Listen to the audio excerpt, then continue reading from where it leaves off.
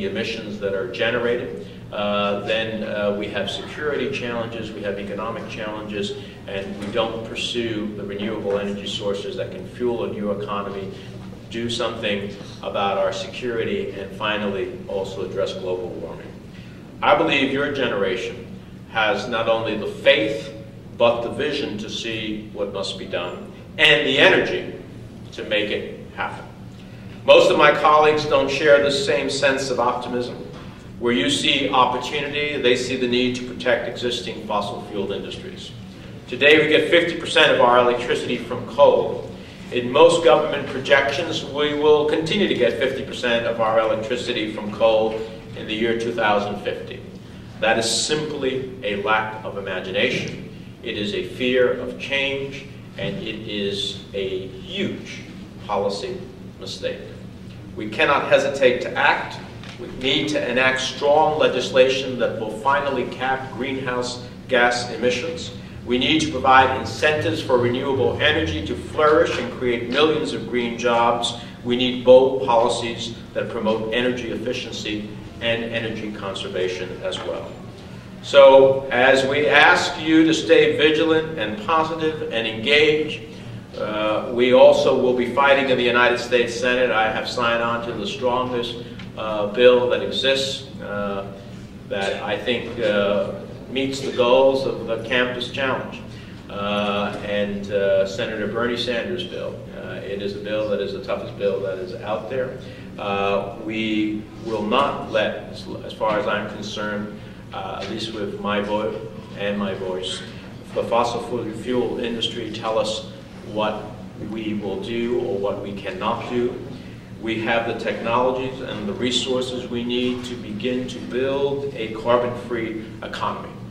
Now we just have to have the courage to act. And we're going to look to a lot of you to instill in our representatives the courage that they need to act on our collective behalf. Thanks very much for having me.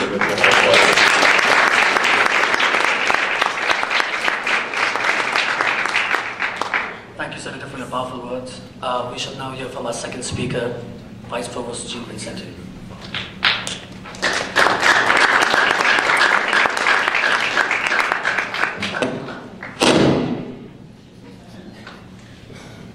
That wake everybody up?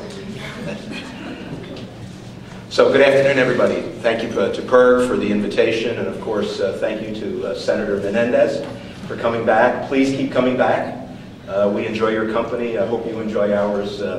As the Senator said, he is a graduate of our law school, an esteemed alumnus of the campus, so I really do hope you welcome him with open arms.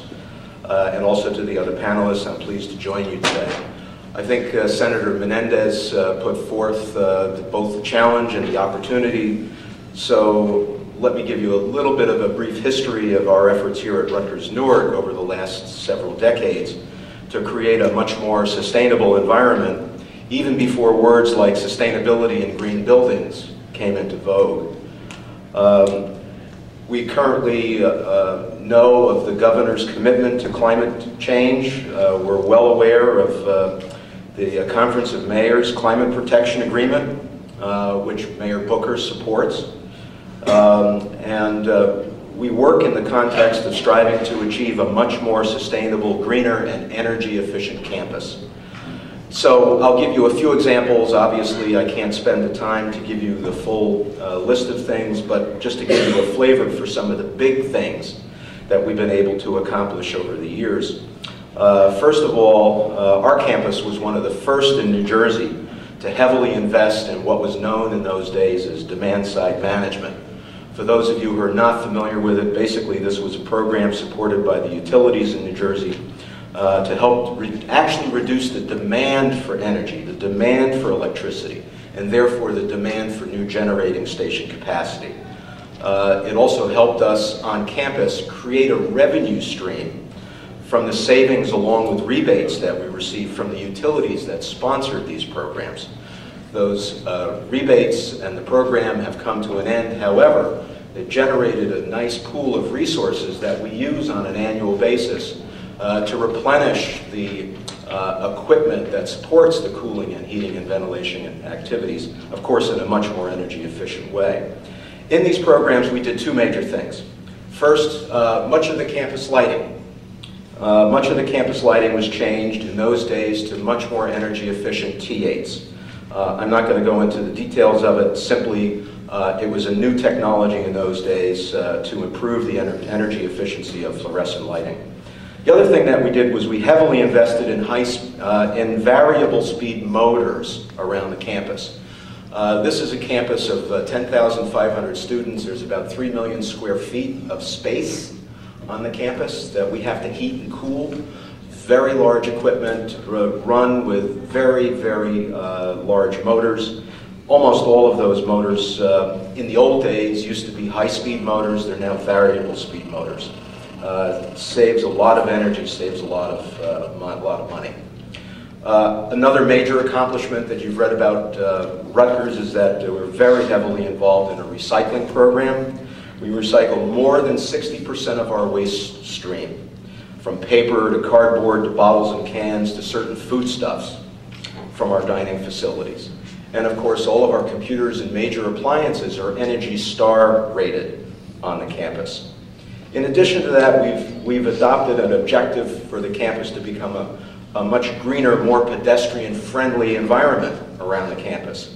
Some of you, maybe Senator Menendez, remembers when the campus was basically a concrete campus. It is no longer just a concrete campus.